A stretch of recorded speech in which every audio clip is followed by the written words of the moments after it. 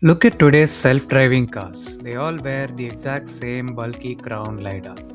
Spinning lasers and heavy sensors that ruin the aerodynamics, the looks, and drain the battery faster. It's an expensive brute force hardware solution to a software problem. Welcome to MonoSense. We strip away the heavy hardware and rely on foundational intelligence. With just a single everyday dash cam, our software turns a flat video feed into a fully interactive 3D world. But building a software brain that actually understands the physical world isn't easy. Let's look under the hood.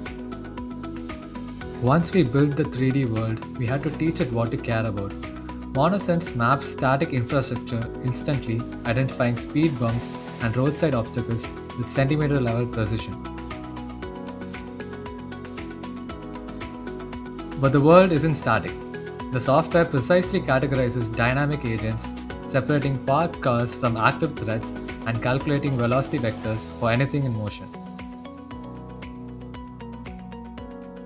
It reads the rules of the road, tracking traffic light cycles in real time, and when you put it all together in a dense, chaotic urban environment, our temporal memory system flawlessly tracks dozens of collision risks without glitching.